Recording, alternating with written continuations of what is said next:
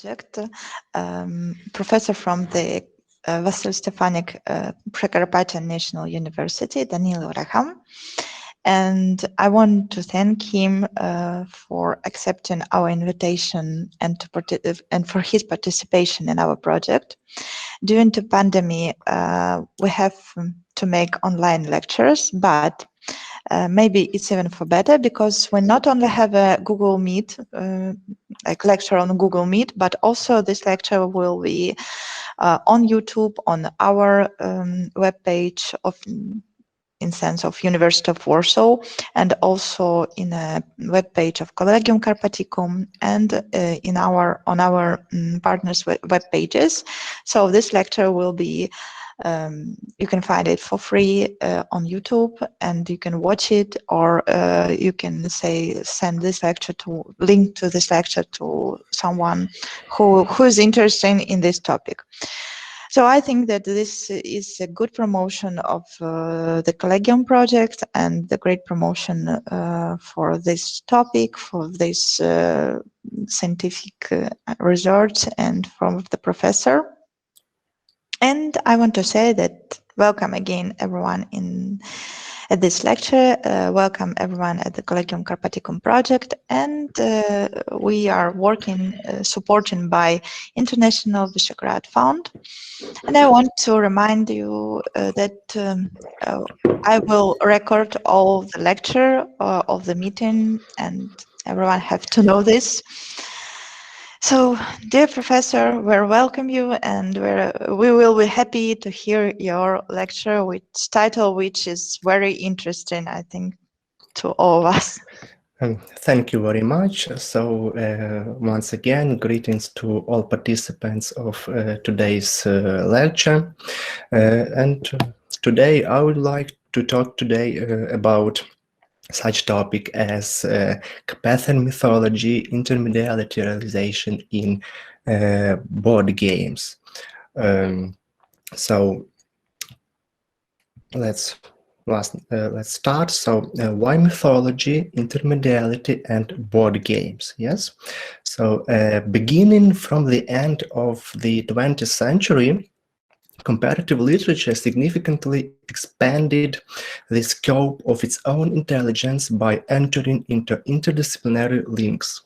This made it possible to conduct various research in such connections as, for example, literature and political life, literature and culturology, post-colonial studies, eco-criticism, and so on and so on.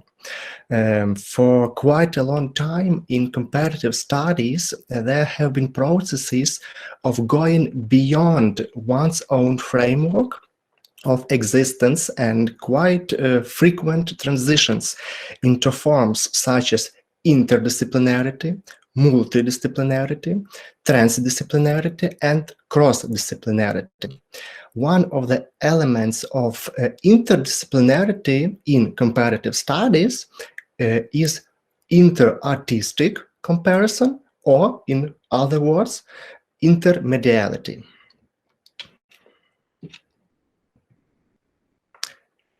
So why intermediality in our title?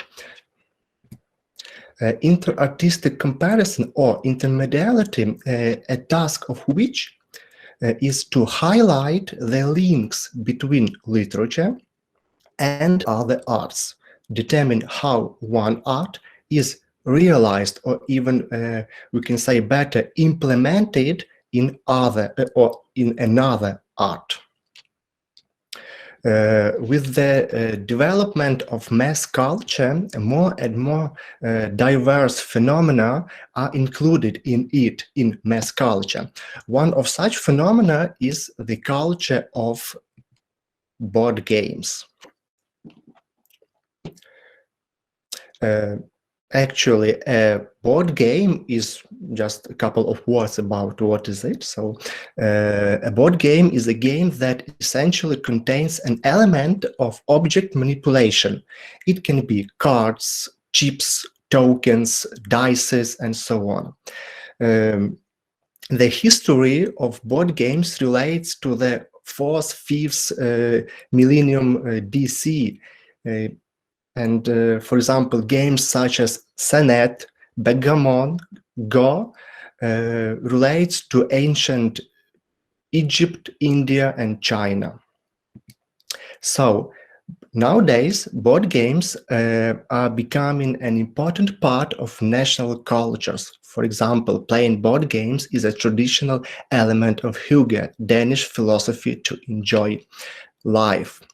Actually, during the process of creating board games, the authors take inspiration or can take inspiration from different spheres of human life.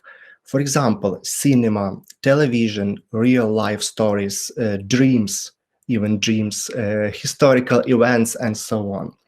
Another way to get inspiration, a fresh idea for a board game, for a board game mechanic, is or can be mythology. In our way, in today's research, it's Carpathian mythology. So Carpathian mythology, yes. This term, Carpathian mythology, relates to range of mountains. In general, Carpathian, yes, mythology relates to range of mountains forming an arc throughout Central and Eastern Europe. Austria, Czech Republic, Poland, Slovakia, Hungary, Ukraine, Romania, and Serbia. In our research, we will take a closer look to Ukrainian part of Carpathian mountains. So, Carpathian mountains, the inhabitants from this region, and Carpathian mythology, it is the way to get inspiration and fresh ideas for the arts, especially for board games. So let's take a closer look to spirits of mountains, forests, rivers, and winds, Carpathian mythology, and demonic creatures. So all in all, board games, Carpathian mythology, and intermediality give us an opportunity to talk today about Carpathian mythology in board games. Sorry. According to ancient beliefs, in Carpathian mythology, the whole world, is divided into 3 spheres. In the culture of the inhabitants of the Ukrainian Carpathians, the lowest world has always been inhabited by spirits and good and evil beings. For example, good and evil gods. In general, the culture of the Hutzul region is very rich, and perhaps its most interesting layer is actually the mythology.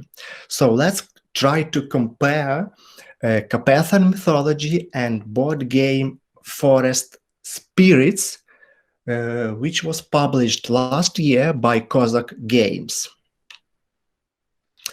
The first creature from Carpathian mythology, which is presented in this board game, is Nyavka or Mafka in Carpathian mythology.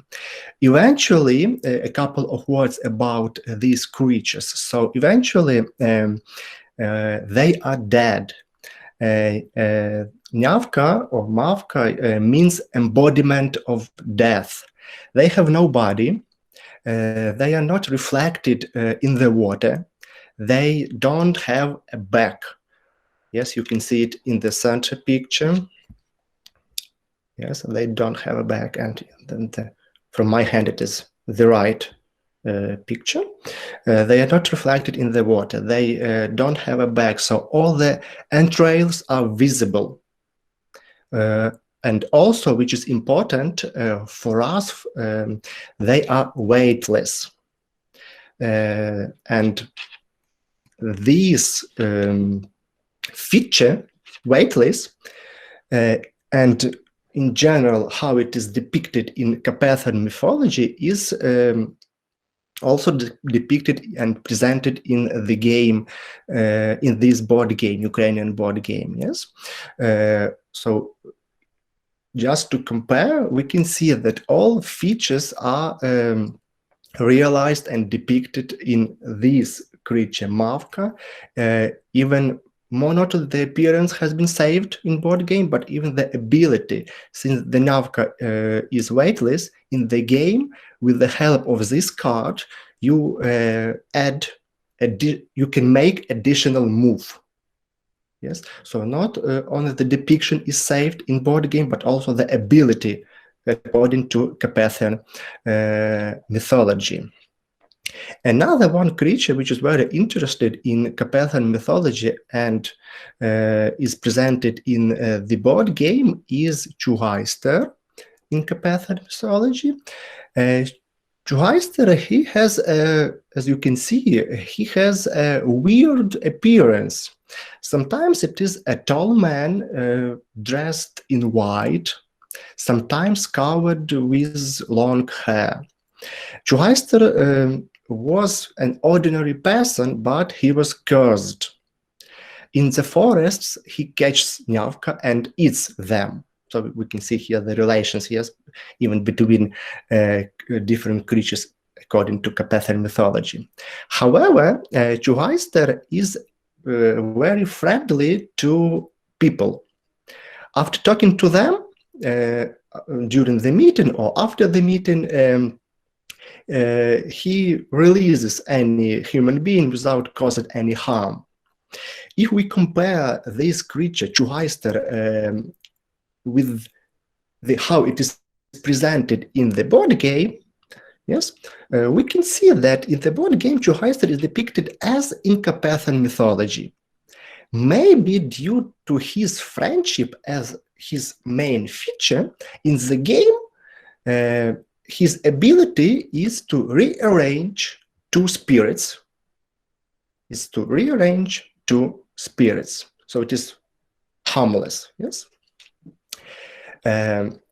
Another very interesting creature in Carpathian mythology, and as we will see is presented in board game, is Potarcha.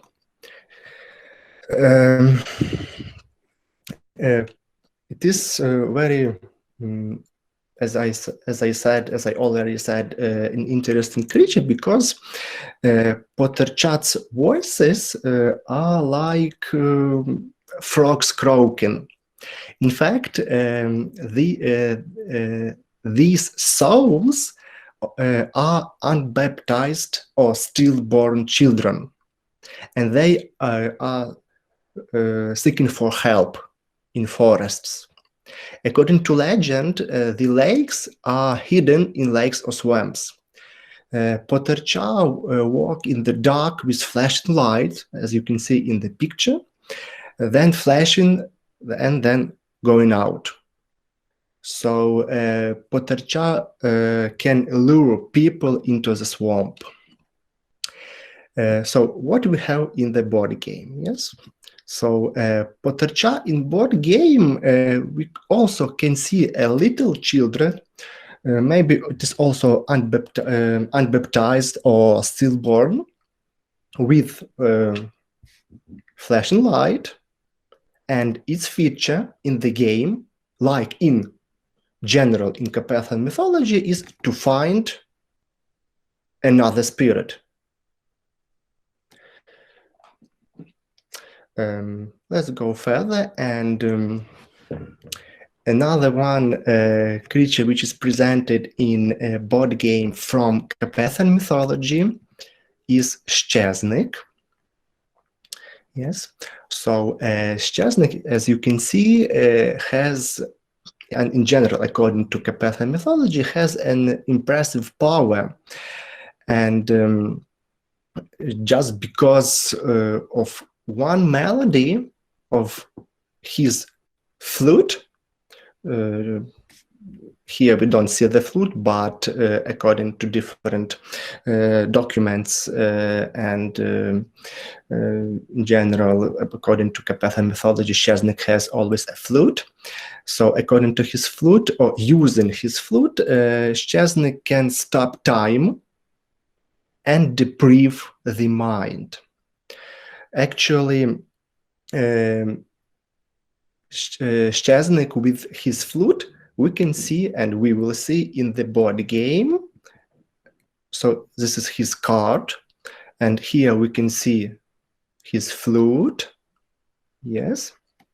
So in board game, Zaznik has a flute, and its melody causes that Zaznik can replace any other card, like the other spirit has been charmed by the melody of his flute. So once again, here we can see the full intermediation from Carpathian mythology to another art, to the board game. So and the depiction and his ability are presented in the board game from Carpathian mythology. Another creature which we can find in Carpathian mythology is Arrhythmic. Arrhythmic is the supreme spirit of the other world. This mythological character is the oldest one in Carpathian mythology. The most common interpretation why it is called Arrhythmic, why it is old man is called Arrhythmic.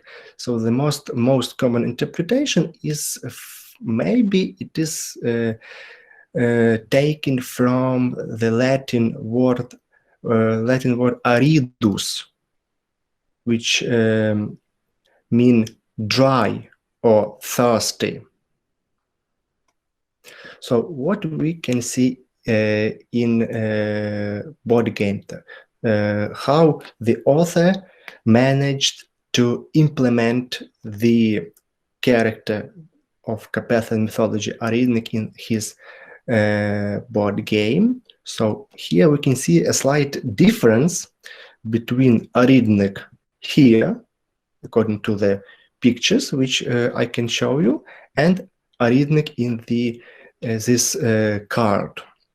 In board games, this character is the most powerful and not, as you can see, not dry, not thirsty, and this shows us the typological difference between depiction of Arrhythmic in concrete board game and depiction of Arrhythmic in Carpathian mythology. Another creature is Elizovec in Carpathian mythology, and this woodsman was imagined as a bearded great-grandfather, often dressed in animal skins or red clothes. Yes, you can see here in the central picture, in the central picture, central photo of this slide. Elizovec can change its height, becoming lower than the grass or higher than the trees. Yes, we can see it here, for example. The eyes of this spirit often are green and burning. We can see it here in this picture. Also, Elizovec is able to appear like a wolf, like an owl, or a wind. In Carpathian mythology, it is believed that the forester, the Elizovec, actually, has no shadow, and in summer He walks in the woods, and in winter he sleeps in the ground. So what do we have in board game? What implementation of Elizovec we can see? Yes, and here we can see the same we can see actually in the this board game card. So in the game, Elizovec is depicted like in Carpathian mythology, also with its ability. Maybe the most interesting creature from Carpathian mythology, Hucha. As you can see, this fluffy creature, yes. So Hucha's ability is to change the color, or to change its color of its fur depending on where they are. If, for example, they are in the grass, then the fur will be green. If the Hucha is between, for example, autumn leaves, yes, then the fur will be yellow. If the Hucha is between spring hawthorn bushes, then the fur will be pink, and so on and so on. For example, if the Hucha is near the snow or in the snow, then the fur will be white, and so on. Hucha rarely communicate with people according to Carpathian mythology, but when they do, they become invisible to people, and only kind-hearted people can see them. In board game, the card doesn't have any specific power, any ability, but as I already said, the main Hucha's ability is to change its fur, and it is presented in board game. In this board game, there are 4 different cards with 4 different Huchas, and the main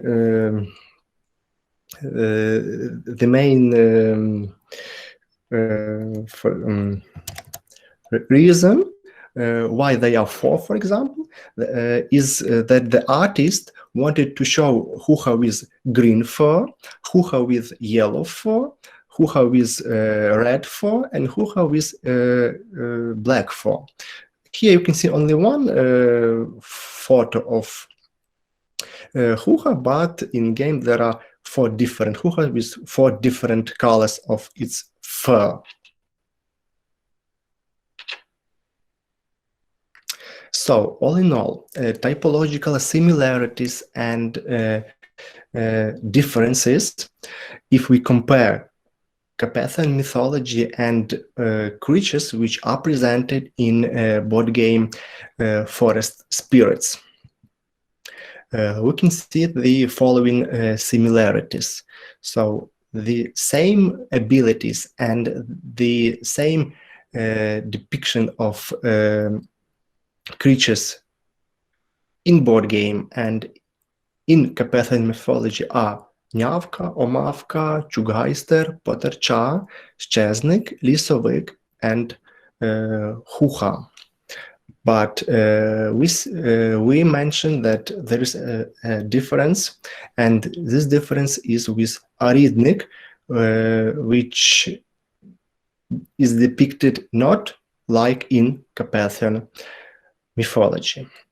In summary, when comparing mythological stories from the board games, as well as how they are described in Carpathian mythology, we saw both common, most of them, and different typological features.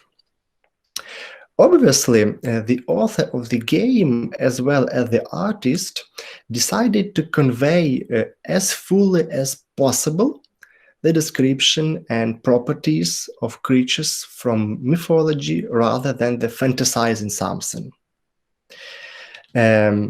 In general, in board game industry, there are games which have most of all connections with Babylonian, Egyptian, Greek, and Norse mythologies. However, Carpathian mythology is so deep and interesting area for providing various research in future. This material, these first steps in such research can be the beginning of a series of studies of intermediality, because in the future we can, and as for me, should talk about connections between other mythologies and their implementations in board games, and also about the connections between, for example, novels, as if we will take literatures, novels and board games. And in this case, we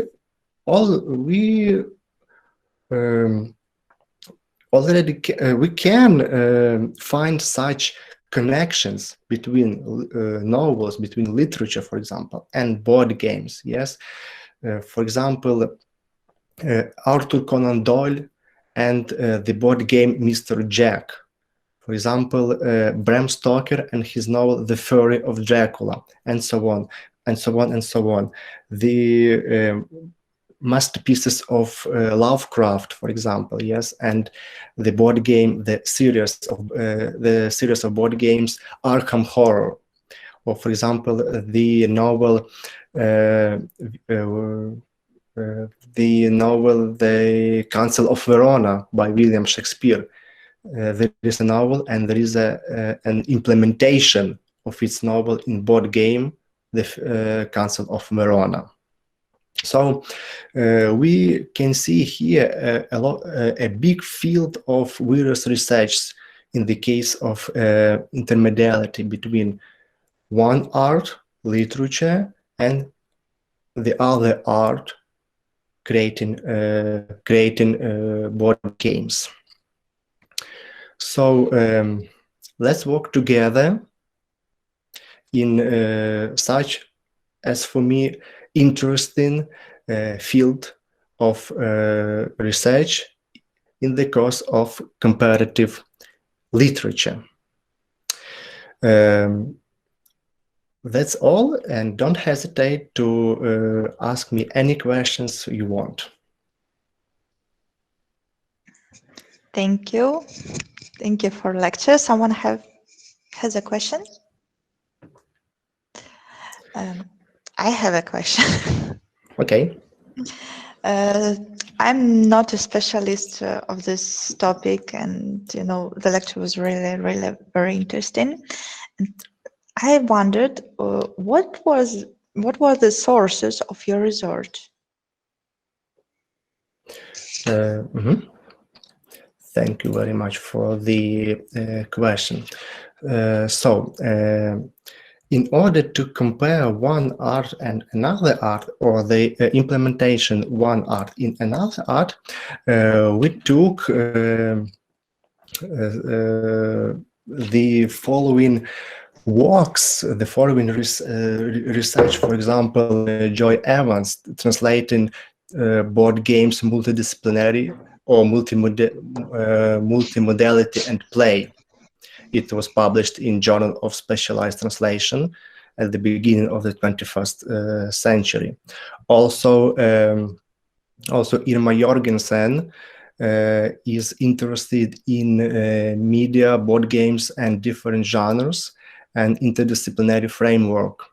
So also I have also a couple of research between literature and board games. So this is the beginning of another research which is relates to board games and literature.